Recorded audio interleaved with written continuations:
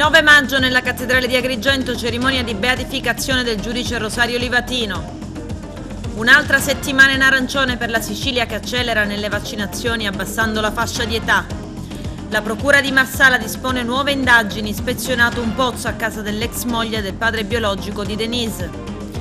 Più di 100 amministratori del Sud a Roma chiedono il riconoscimento della fiscalità di sviluppo.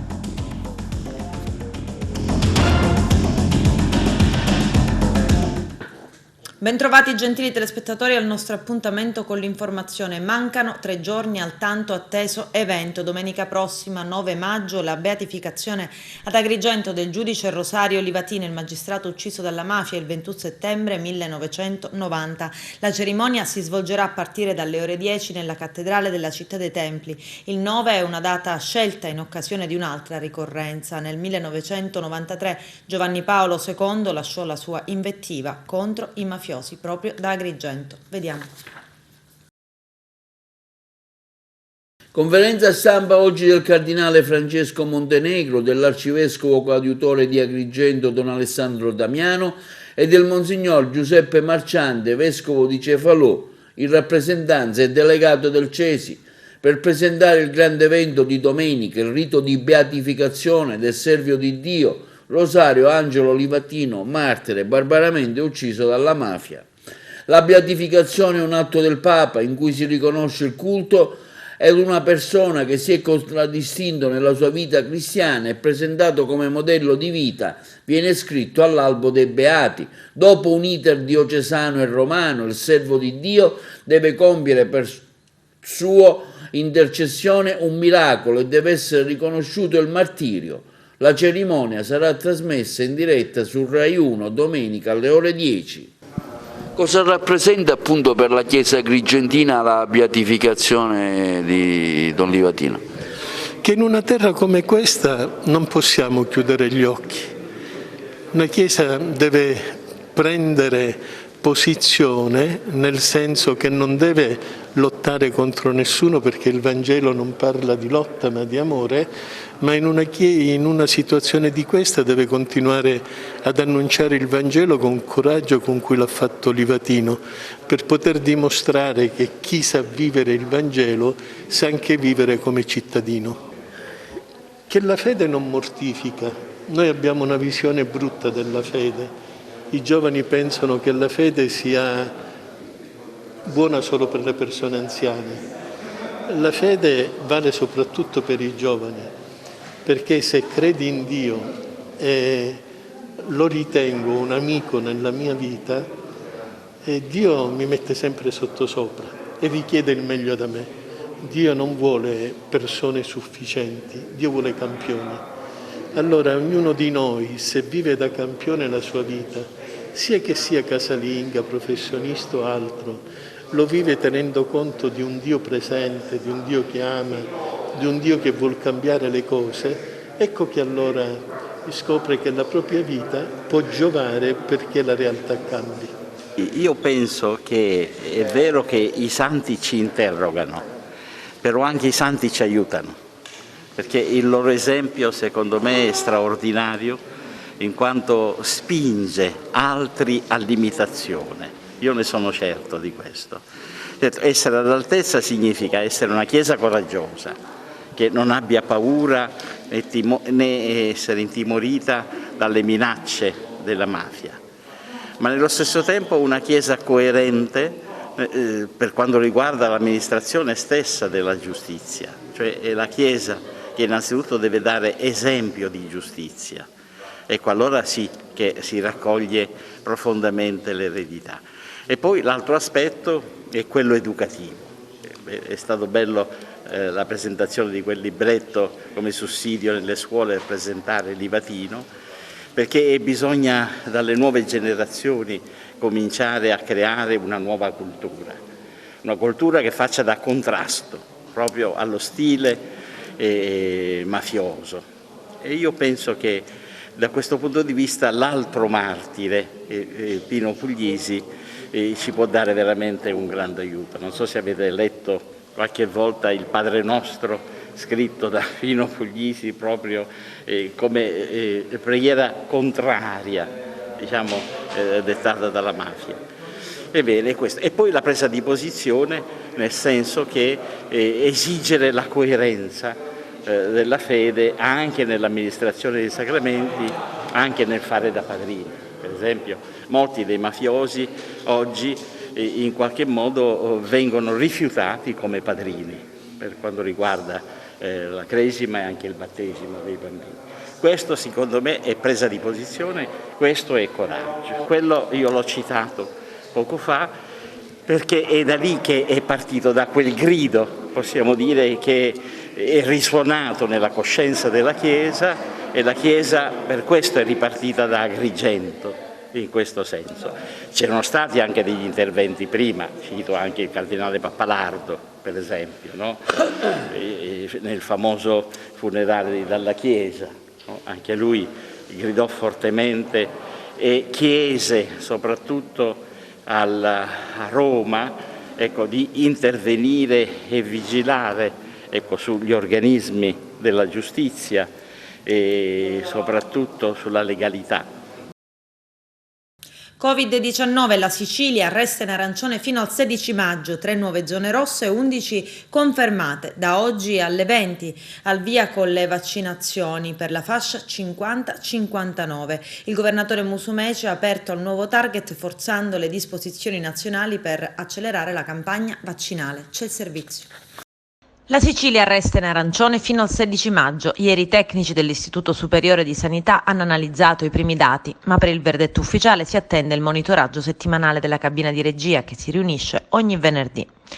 Ma da una prima analisi l'indice di conteggio RT per la settimana considerata 26 aprile 2 maggio sarebbe sceso sotto la soglia critica di 1. Ma per la normativa vigente è necessario che il valore si consolidi per 2 settimane consecutive, poi si potrà tornare in zona gialla. È un'ordinanza del Presidente della Regione Nello Musumeci, adottata su richiesta dei sindaci e sulla scorta delle relazioni delle ASP, istituisce 11 proroghe e 3 nuove zone rosse in Sicilia.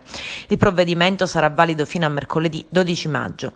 Le misure restrittive riguardano i comuni di Baucina, Belmonte Mezzagno, Giardinello, Mezzoiuso, Termini Imerese, Cefalù, Bolognetta, Santa Cristina e San Cipirello nel Palermitano, Gela in provincia di Caltanissetta, Mineo nel Catanese, Cerami in provincia di Enna, Fiume di Nisi nel Messinese, Lampedusa e Linosa in provincia di Agrigento. Ed al via da oggi in Sicilia, dalle 20 in poi, con le prenotazioni per le persone tra 50 e 59 anni che potranno ottenere un appuntamento tramite la piattaforma di Poste Italiane. Dopo l'annuncio di martedì del governatore Nello Musumeci che ha aperto al nuovo target forzando le disposizioni nazionali per accelerare la campagna vaccinale, Poste ha completato il caricamento dei codici fiscali degli aventi diritto. La priorità sarà data ai circa 100.000 cinquantenni che con patologia non sono già rientrati però nella categoria degli estremamente vulnerabili. Potranno vaccinarsi con Pfizer o Moderna, sia prenotandosi che aderendo agli Open Day senza prenotazioni negli hub. Per tutti gli altri over 50 senza patologie la prenotazione partirà questa sera. È sufficiente tenere alla mano codice fiscale, tessera sanitaria, un numero di cellulare utile e indispensabile alla conferma dell'appuntamento. E sempre da domani, 7 maggio, inoltre prende il via la campagna di immunizzazione degli abitanti maggiorenni nelle isole minori e dei lavoratori stagionali non residenti. Si parte con Salina, Lampedusa e Linosa. Da lunedì 10 si proseguirà negli altri comuni. La Sicilia paga lo scotto di aver avuto 5 morti di persone che avevano ricevuto il vaccino AstraZeneca. Questo ha creato in maniera ingiustificata ma comprensibile, ha determinato una condizione di panico. L'esercito o il partito dei riottosi, dei diffidenti naturalmente è cresciuto, e chi ha superato una certa età e non riesce con facilità a fare la distinzione fra il vaccino che dovrebbe ricevere, che non è AstraZeneca, parlo degli ultra ottantenni, e le altre fasce anagrafiche, non va per il sottile. Io vaccino, non me ne faccio. È inutile insistere, dice al figlio o alla figlia, io lì non ci vado. Questa è una realtà che viviamo ogni giorno. Noi per un mese abbiamo lanciato appello agli ultra ottantenni. Nessuno può immaginare quanto stia a cuore a noi la salute e la prevenzione della fascia dei nonnini. Glielo dico io che sono già nonno e che non ho visto i miei genitori invecchiare purtroppo, perché morti assai giovani. Quindi il tema non è voi pensate a chi non è ottantenne e abbandonate gli ottantenni. Mi sembra davvero una lettura anche pericolosa. Vogliamo soltanto dire che se dopo un mese di appelli accorati, dopo aver aperto 65 punti vaccinali, dopo aver lanciato l'appello ai medici di medicina generale, le prenotazioni rimangono ancora bassissime a livello di qualche centinaio, pur avendo tolto anche l'obbligo della prenotazione, le cifre non aumentano per quella fascia di età. È chiaro che io da Presidente della Regione ho il dovere di chiedermi e quindi di agire, ma perché nel frattempo debbo esporre al pericolo di morte o di contagio quelli che sono al di sotto degli ottantenni? Non posso aspettare altri 2-3 mesi che chi non vuol convincersi non si convincerà e quindi non andrà a vaccinarsi, e nel frattempo il settantenne, il sessantenne, il cinquantenne mi chiede: ma perché non ci fai vaccinare? Il primo hub vaccinale in un centro sociale a Palermo, nel quartiere Borgo Vecchio. Le iniezioni di Johnson & Johnson saranno somministrate da medici volontari. Vediamo. Oggi partite le vaccinazioni qui in questo centro che ha dato la sua disponibilità per gli abitanti di Borgo Vecchio. Noi siamo partiti da l'idea che serviva a rendere più efficace la campagna vaccinale. Notavamo che a causa della schizofrenia mediatica con cui è stato trattato il tema delle vaccinazioni, della sfiducia che molte persone nutrivano verso la gestione governativa della pandemia e soprattutto a causa di una serie di assenze di diritti fondamentali nei nostri quartieri più poveri. Pensiamo a tutte le persone che non avendo una residenza non hanno accesso al medico di base e quindi alle cure primarie. Allora abbiamo 2 mesi fa proposto questo progetto all'ufficio del commissario all'emergenza Covid e abbiamo coinvolto anche l'assessore alle politiche sociali del Comune di Palermo. Da lì è nata tutta la macchina organizzativa che ci ha portato a questa prima giornata di vaccinazioni. Quante persone sono venute oggi per vaccinarsi? Oggi, in accordo con l'ufficio del commissario, abbiamo deciso di partire con circa 40 prenotati. Fin qui stiamo seguendo la tabella di marcia, ma in realtà, avendo a disposizione qualche dose in più e avendo tanti medici e infermieri a disposizione, potremmo farne anche qualcuno in più già oggi. Monodose, AstraZeneca, cosa avete? Johnson & Johnson? Noi, per motivi avendo a che fare con categorie particolari, abbiamo deciso di usare il monodose, il Johnson & Johnson, quindi in questo momento stiamo facendo la fascia di età 60-79 con il monodose di Johnson. Attivare dei piccoli hub per arrivare a una cosa che abbiamo chiamato vaccino popolare è un modo per andare nei territori, nei quartieri più fragili della città e convincere le persone a vaccinarsi e raggiungere chi non andrebbe mai alla fiera o negli altri hub. E permettere poi di andare in giro per il quartiere a dire che è importante vaccinarsi e che è utile vaccinarsi. Soltanto se ci vacciniamo tutti riusciremo a superare la pandemia sanitaria, ma soprattutto quella sociale, perché ritorneremo ad avere relazioni, ritorneremo ad aprire le attività commerciali che ci permetteranno di superare questo periodo così pesante per tutti. Parliamo adesso del caso Denise Pipitone. La procura di Marsala dispone nuovi accertamenti. I vigili ispezionano sino a sera un pozzo a casa di Anna Corona, ex moglie del padre biologico di Denise. I dettagli nel servizio. È mercoledì 5 maggio. Mazzara del Vallo si tinge di speranza. Sui balconi qualche striscione con su scritto: Denise, ti aspettiamo. È il giorno della fiaccolata voluta all'indomani della definitiva riapertura delle indagini. E così all'improvviso Denise Pipitone, la bimba dagli occhioni intensi, torna nelle nostre vite. È prepotente e violento il modo in cui lo fa. È come se quella bimba strappata dalla sua famiglia ed oggi probabilmente ventenne gridasse aiuto. È come se dal caso Lesia Rostova tutto si fosse rimesso in moto. 17 anni di lacune, depistaggi, silenzi. L'ex PM Mangioni lancia squarcianti ma chiari segni di quanto fu difficile investigare lì in quel limbo di terra così silente. I corona sono stati rispettati e questa la verità ammessa da Langioni, un tacito consenso e mani legate di fronte al dire e dal fare di Anna e Jessica, ex moglie di Piero Pulizzi e sorellastra di Denise. Ma ecco che ad un certo punto qualcosa cambia a Mazzara del Vallo. Sono le 12 circa, c'è movimento davanti l'ex casa di Anna Corona in via Pirandello. La strada si riempie in fretta, le voci circolano. Giorni fa si era parlato di una botola, qualcuno sa, qualcuno ha chiaramente voluto ripulirsi la coscienza. Denise potrebbe trovarsi in quella casa. Piomba il silenzio, Mazzara si squarcia in due. La perquisizione dell'edificio, disabitato da tempo e di proprietà di una famiglia che vive all'estero, è stata disposta dalla Procura di Marsala per verificare lo stato dei luoghi e se sono stati effettuati lavori edili. In particolare i carabinieri hanno controllato una botola che si trova in uno dei 2 garage al pian terreno dell'edificio, che ha 2 elevazioni. L'indiscrezione della ricerca del probabile corpo di Denise era stata lanciata da Giacomo Frazzitta, avvocato di Pieramaggio.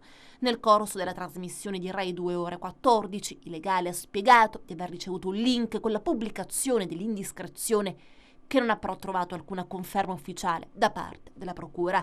Il legale ha stigmatizzato la fuga di notizie, mentre la mamma di Denise, visibilmente provata, ha chiesto di abbandonare la trasmissione. Magari avrei preferito io da madre essere un po' avvertita, perché comunque sentirmi dire che si cerca il corpo della mia bambina non è facile per nessun genitore sentirsi dire una cosa del genere. A maggior ragione io che cerco da 17 anni mia figlia viva. Io ho detto sempre che fino a prova contraria Denise si cerca viva. Questo mi fa rabbia, mi lascia pensare sulla mancata sensibilità da parte dell'istituzione, perché è chiaro che avrebbero potuto spostare di una giornata o anche di più anche gli orari per poter svolgere questa attività, che invece è stata fatta coram populo, e coram populo la procura ha risposto che hanno riaperto le indagini, però io non credo che questa riapertura plateale faccia bene a questa indagine. Nei giorni scorsi, lo ricordiamo, la Procura di Marsala ha aperto un fascicolo con le ipotesi di reato, depistaggio e fuga di notizie. Fra i primi atti del nuovo fascicolo c'è stata l'audizione dell'ex PM Mariangioni, che indagò proprio sulla scomparsa della piccola Denise. Nei giorni scorsi l'ex PM ha dichiarato di aver avuto il sospetto di fuga di notizie sull'inchiesta e in particolare che le persone intercettate sapessero di avere telefoni intercettati. Ore di fiato sospeso in tutta la Sicilia, ma a dire la verità in tutta Italia. Diverse squadre di vigili del fuoco si sono presentate in quella via, diventata in pochi attimi il simbolo di una nuova ricerca. I lavori sono proseguiti per qualche ora e poi sui siti queste notizie. Non c'è alcuna ricerca in corso del corpo di Denise Pipitone, e quanto spiega appunto l'ANSA citando fonti investigative di Marsala. Dove stia la verità dunque ancora non lo sappiamo, ma è utile riportare le parole dell'Angioni. Ancora una volta occorre che una sola persona parli, dice l'ex PM, per unire il resto dei pezzi. Da Messina all'Ucraina, ricercato un combattente mercenario. Il giovane 28enne combatteva in cambio di un corrispettivo economico al fianco delle milizie filorusse. Vediamo. I carabinieri del ROS, con il supporto di comandi provinciali territorialmente competenti, all'alba di oggi hanno avviato le procedure per l'esecuzione di un'ordinanza di custodia cautelare in carcere emessa dal GIP del Tribunale di Messina a carico di un 28enne messinese gravemente indiziato di essere un mercenario. Il giovane da Messina si sarebbe recato in Ucraina orientale per prendere parte alle attività di combattente in cambio di denaro. Le ricerche si sono svolte a Messina e Lodi, ultimi domicili del nucleo familiare del ricercato, e contestualmente sono stati attivati i canali di cooperazione internazionale per l'esecuzione del provvedimento all'estero, dove il destinatario si sarebbe trasferito dal 2016 per svolgere quella che la Convenzione di Ginevra del 12 agosto 1949 definisce attività di combattente illegittimo. Il 28enne messinese, dopo essere stato reclutato in Italia, secondo l'accusa, combatteva in cambio di un corrispettivo economico al fianco delle milizie filorusse nel conflitto armato che a partire dal 2014 si è sviluppato nel Donbass tra l'esercito ucraino e truppe filorusse senza essere cittadino di quello Stato né stabilmente residente. Gli viene pertanto contestata anche l'aggravante della transnazionalità, poiché le condotte si inquadrano in un gruppo organizzato impegnato in attività criminali in più di uno Stato. I militari dell'ARMA hanno eseguito anche perquisizioni finalizzate alla ricerca di materiale probatorio che potrebbe definire il ruolo di eventuali facilitatori che avrebbero agevolato e sostenuto anche finanziariamente le attività dei mercenari nel Donbass. Le indagini avviate nel 2019, coordinate dalla DDA di Messina, diretta dal procuratore dottor Maurizio De Lucia, si sono avvalse anche dell'analisi dei flussi finanziari internazionali e dei dati forniti da Facebook sulla base di una commissione rogatoria con gli Stati Uniti avviata dalla Procura peloritana. È stato, in tal modo, possibile documentare che il 28enne operava come combattente mercenario nella regione del Donbass, ove si era stabilito dal 2016, condividendo mediante i social network le proprie attività militari con congiunti e amici, alcuni dei quali gli chiedevano consigli e indicazioni per intraprendere la medesima attività.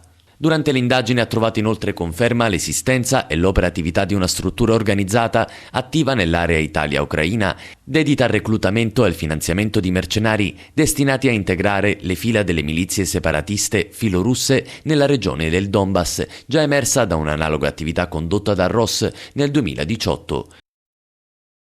Un agrigentino in evidente stato confusionale è stato fermato dai poliziotti della sezione volanti della questura di Agrigento dopo aver minacciato alcuni passanti con una bottiglia in veito contro di loro nella zona di Porta di Ponte, nel cuore della città di Agrigento. La segnalazione è arrivata direttamente al centralino delle forze dell'ordine dai cittadini che hanno assistito alla scena. Una volta giunti sul posto, gli agenti hanno riportato la calma e notato che l'uomo era anche ferito ad una mano, probabilmente a causa dei cocci di vetro della bottiglia. Così sono stati chiamati i soccorsi e un'ambulanza che ha trasferito l'uomo al pronto soccorso, dove è stato medicato, sottoposto anche ad ulteriori accertamenti psichiatrici. I poliziotti del commissariato di Canicattì insieme agli agenti della squadra mobile di Agrigento hanno arrestato 2 cittadini extracomunitari di 32 e 33 anni per il reato di detenzione ai fini di spaccio di sostanze stupefacenti. Dopo alcune perquisizioni avvenute all'interno dell'abitazione sono stati ritrovati 100 grammi di droga tra marijuana, cocaina, eroina e hashish. Lo stupefacente era suddiviso in oltre 70 dosi pronte per lo spaccio. Inoltre venivano sequestrati anche la somma di 1.000 euro e 2 bilancini di precisione. I cittadini extracomunitari avevano tentato di sottrarsi alla perquisizione barricandosi nel sottotetto della loro abitazione, occultando il materiale in una intercapedine dello stesso locale. Il 32enne è stato segnalato anche per il reato di clandestinità, non risultando il suo ingresso nel territorio nazionale. Il 33enne non aveva ottemperato al decreto di espulsione emesso nel 2020 dal prefetto di Agrigento. I 2 sono stati sottoposti alla misura cautelare dell'obbligo di dimora. Gli agenti del commissariato di Licata hanno denunciato un giovane del luogo trovato in possesso di una mazza in legno, in particolare sull'autovettura. Nella immediata disponibilità del conducente, gli agenti hanno trovato un bastone di 1 metro con degli spuntoni in ferro di realizzazione artigianale, custodito tra lo sportello anteriore sinistro e il sedile posteriore. Il giovane non forniva alcuna motivazione, pertanto il bastone veniva posto sotto sequestro. Il giovane è accusato delle ipotesi di reato di porto ingiustificato di armi e oggetti atti ad offendere. Lavoravano in un cantiere per la realizzazione di un magazzino agricolo, risultato peraltro abusivo. Pur percependo il reddito di cittadinanza, 2 uomini di Siculiana di 53 e 50 anni sono stati scoperti dai carabinieri della Compagnia di Agrigento e segnalati alla procura per l'ipotesi di truffa. Adesso rischiano di perdere il sussidio. I militari dell'Arma hanno denunciato altre 3 persone, 2 fratelli proprietari del terreno e un altro operaio per abusivismo. Il blitz è scattato in contrada Centosalme tra Realmonte e Siculiana, dove i carabinieri avevano attivato un controllo su eventuali costruzioni abusive in corso. Durante il controllo hanno scoperto che era in corso la costruzione di un magazzino agricolo con piattaforma in cemento armato sprovvisto di autorizzazioni. Da qui la denuncia ai 2 operai in nero che beneficiavano del reddito di cittadinanza. Cambiamo argomento. Più di 100 sindaci e amministratori siciliani, coordinati dall'associazione Zone Franche Montane Sicilia a Roma per rivendicare il diritto di residenza nelle terre in cui sono nati e che hanno scelto per vivere. Chiedono il riconoscimento della fiscalità di sviluppo. Il nostro direttore Arturo Cantella.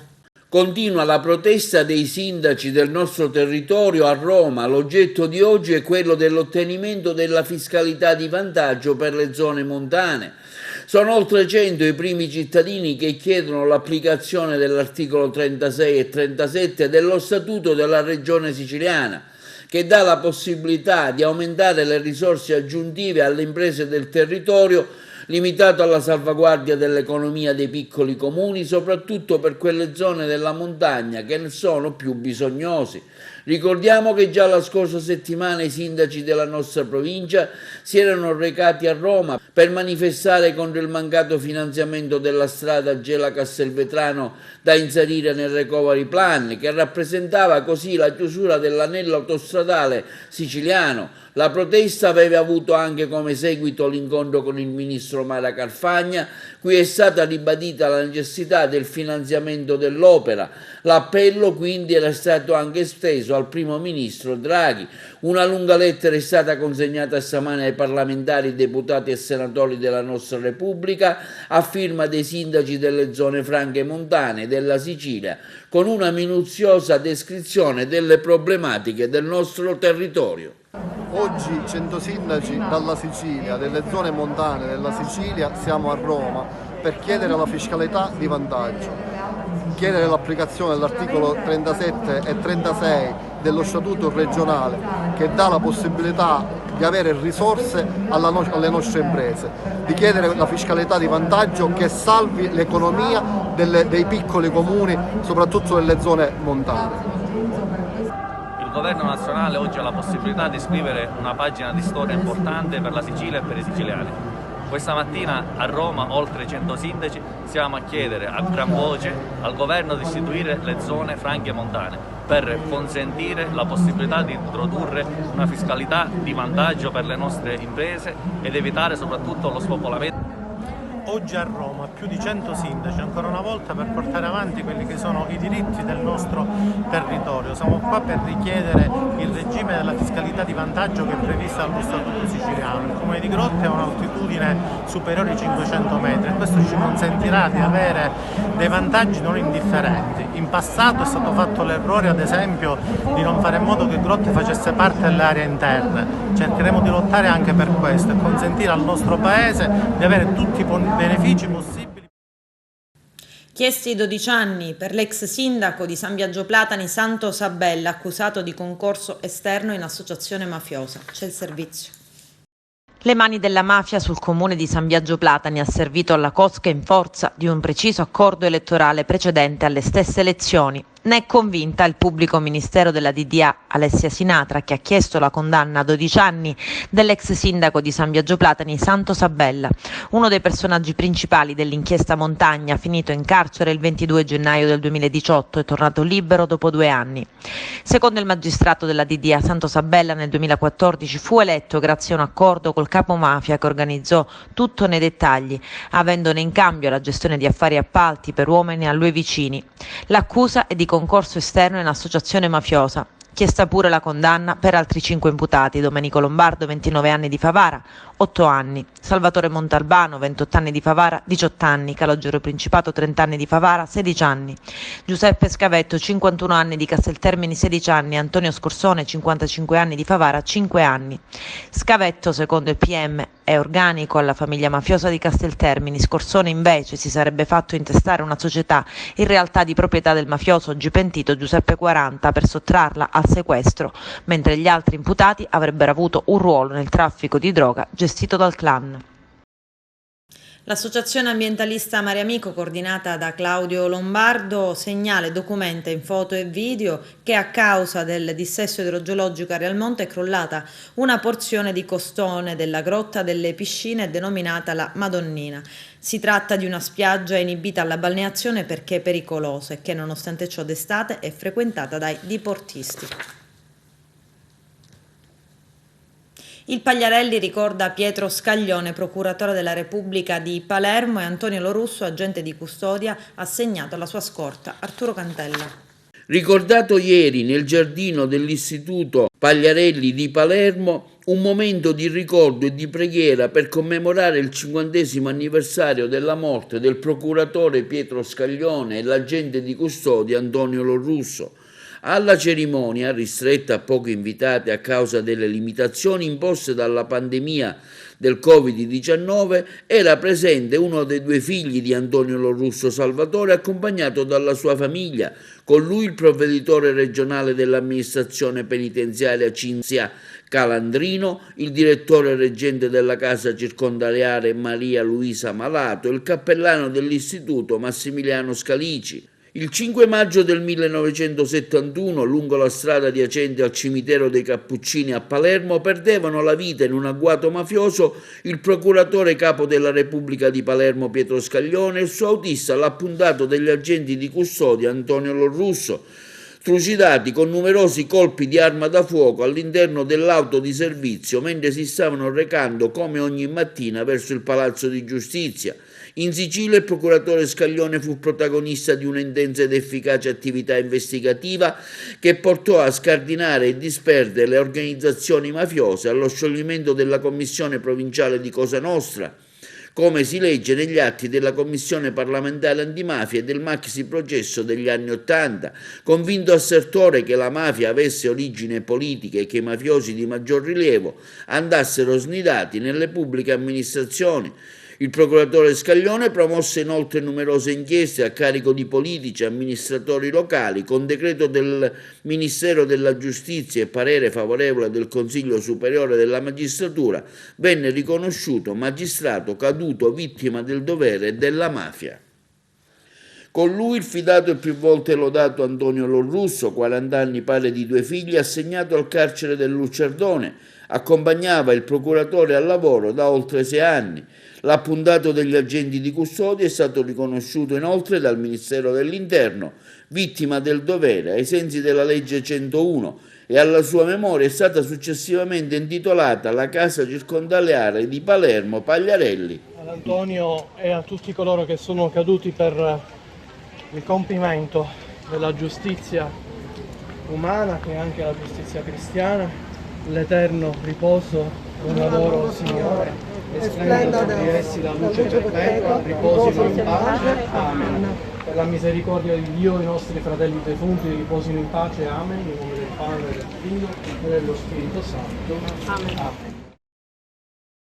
Adesso c'è la pubblicità, a tra poco vi aspetto. A Barcellona, Pozzo di Gotto, nel Messinese, sequestrati 400.000 euro ad un imprenditore indagato per bancarotta. I dettagli nel servizio. I finanzieri del Comando Provinciale di Messina hanno sequestrato beni per circa 400.000 euro nei confronti di un noto imprenditore operante nella distribuzione alimentare, originario di Barcellona Pozzo di Gotto. L'operazione scaturisce dall'intensificazione dell'azione di contrasto alla criminalità economica in generale, ovvero alla tutela del mercato nel delicato settore della crisi d'impresa. In tale ambito quindi si acquisivano, secondo ipotesi investigativa, convergenti elementi indiziari inerenti a un sofisticato meccanismo di depauperamento societario che portava con evidente danno dei creditori al fallimento di un'importante società con sede nella città del Lungano. In particolare le analisi contabili, bancarie e finanziarie eseguite dagli specialisti delle Fiamme Gialle del Nucleo di Polizia Economico-Finanziaria di Messina, su delega della Procura della Repubblica presso il Tribunale di Barcellona Pozzo di Gotto, diretta dal procuratore capo Emanuele Crescenti, si concentravano sulla circostanza come la società, oggetto di indagine, nonostante la floridità del volume d'affari, da un certo punto in poi improvvisamente ed inspiegabilmente manifestasse chiari sintomi di difficoltà finanziaria, con evidenti riflessi sulle somme dovute ai creditori ed all'erario. La società, gravata da una perdita di esercizio per oltre 40 milioni di euro, veniva pertanto lasciata morire, cedendo il posto ad una new company, riconducibile tuttavia al medesimo importante gruppo imprenditoriale ed operante nel medesimo settore economico.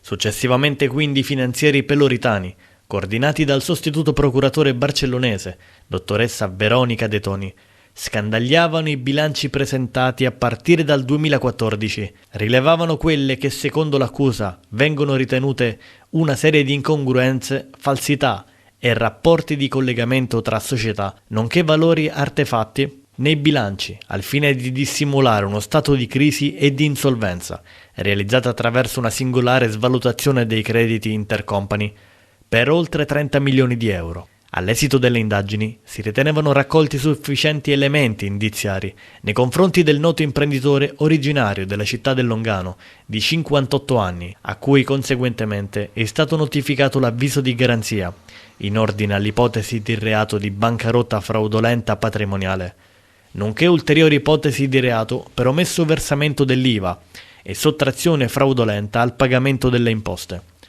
A tale ultimo proposito, il competente GIP del Tribunale di Barcellona Pozzo di Gotto, dottore Salvatore Pugliese, condividendo l'ipotesi accusatoria della procura barcellonese e ritenendo l'esistenza del fumus dei reati ipotizzati, disponeva l'odierna misura cautelare reale sino alla concorrenza della somma di 388.000 euro circa, corrispondente all'IVA non versata e costituente il profitto del reato, valore superiore alla soglia di punibilità penale, oggi fissata dalla legge a 250.000 euro. La vita di Giuseppe Livatino diventa anche un libro per bambini di 6 anni. Arturo Cantella. Nel corso della conferenza stampa di oggi, Don Alessandro Damiano ha presentato un suo scritto su Rosario Livatino martire, coautore anche Lilli Genco, che racconta la figura del beato Livatino e le sue gesta in maniera semplice. Il testo è rivolto agli alunni delle scuole elementari e medie, dal titolo Rosario Livatino, una lezione del giudice ragazzino. È un testo scritto semplice che serve ai ragazzi per lanciare loro un messaggio di Livatino martire come indirizzo anche per la loro vita futura. Don Damiano, parliamo di questa pubblicazione, del messaggio che si vuole inviare ai bambini, ai più piccoli, attraverso i docenti, perché l'albero si addrizza, come diceva lei, quando è ancora verde. Sì, è stata un'idea che è maturata spontaneamente. Ma l'eredità di Rosario Livatino è un'eredità importante, che non è fatta di cose, ma è fatta di un patrimonio culturale e un patrimonio spirituale. Se si vuole trasmettere questo patrimonio non si può iniziare dalle aule accademiche, non si può iniziare nemmeno, come si suol dire, dai pulpiti o dalle conferenze, dalle giornate di studio, tutte queste giornate dedicate che, consentitemi, a volte sono un po' come messaggi effimeri di WhatsApp, durano 7 giorni e poi si aspetta l'anno successivo per rinviarli. Allora si è pensato ai bambini, si è pensato ai ragazzi, nel caso del testo di cui si è parlato prima, ragazzi delle scuole medie. E si tratta di un racconto in cui sono coinvolti 2 ragazzi di scuole medie, invitati dal loro professore a fare una ricerca su questo giudice, e da lì inizia tutta una storia con delle scoperte progressive, con un coinvolgimento particolare dei ragazzi, di cui adesso non dico di cosa si tratta, ovviamente, no? Però penso che sia un bel modo di raccontare la vicenda umana, professionale, spirituale di Rosario Livatino, e lì, come è stato ricordato da Monsignor Marciante, e lì continuare a seminare semente buona. E quale terreno migliore se non quello dei ragazzi di quell'età, che avranno tempo e modo di portare frutto ciascuno secondo la propria misura. Livatino è il primo magistrato martire che viene beatificato, sicuramente è un fatto prestigioso anche per la Chiesa agrigentina. È un fatto importante per la Chiesa agrigentina. Io non parlerei di prestigio. Il prestigio a volte può essere barocco, può essere patinato, no, è una testimonianza che impegna a far sì che non rimanga isolata, ma che per davvero possa diventare patrimonio comune per tutta la comunità dei credenti, per tutti i battezzati, per coloro che sono impegnati nelle attività professionali, per coloro che siamo impegnati nel servizio alla Chiesa e agli uomini, perché le cose non si potrebbero distinguere, non si possono distinguere.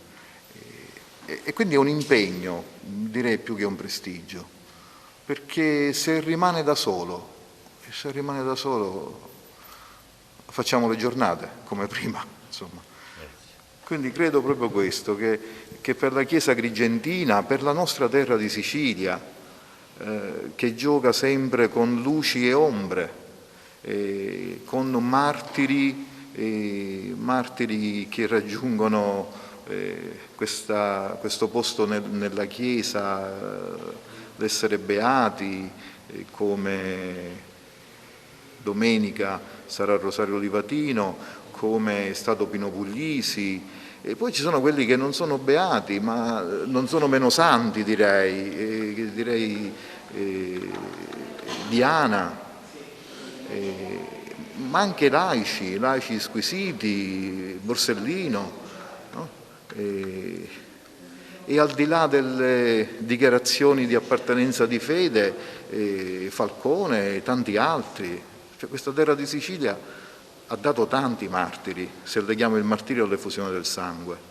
Il momento viene anche, dico, il momento è importante anche perché verrà ripreso anche dalla RAI in Mondovisione, per cui chiaramente è bella la cosa, no? Un messaggio importante. Questo penso che sia un servizio ottimo, viste le condizioni a cui ci incatena, direi, la pandemia. Il contrasto ai contagi. Voi sapete come me, meglio di me, che la curva dei contagi è incontrollabile, cioè, a che sono pochi, a che sono tanti, neppure ci si spiega perché avviene a volte. Quindi le regole sono quelle che sono.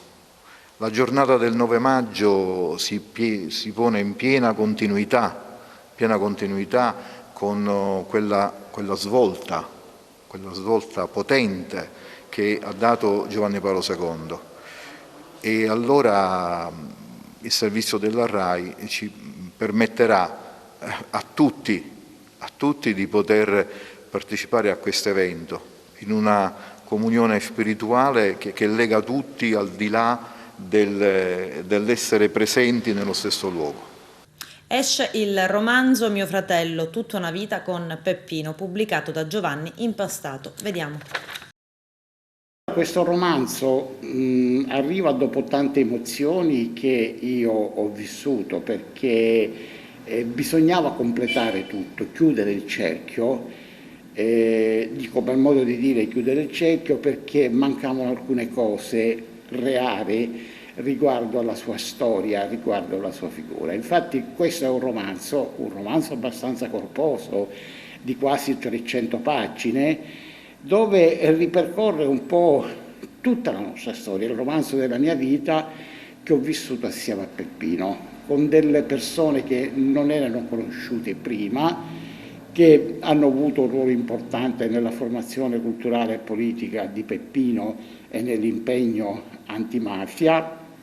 Racconto un po' tutte le contraddizioni avvenute all'interno della famiglia, cioè i conflitti fra mio padre, mia madre, mio padre che era un mafioso, che noi già notavamo fin dall'inizio che c'era qualcosa che non andava, la strage dello zio Cesare Manzella, alcuni omicidi avvenuti a Cinisi e a Palermo legati alla strage dello zio. Mettere, diciamo, in pubblico il mio privato, un racconto che scorre quasi come un giallo, l'omicidio anche di mio padre, quello di Peppino, cioè, che si susseguono in una trama vera e propria, mettendo in evidenza la realtà dove non c'è nulla di inventato, ricordi miei personali, le immagini possiamo definirle di una memoria che ho cercato di alimentare, e ho voluto scrivere questo libro appunto per completare il tutto. Non c'è quasi nulla che non si conosce di Peppino. Con questo è tutto, termina qui l'edizione del telegiornale. Grazie per la gentile attenzione e per essere stati con noi. A presto.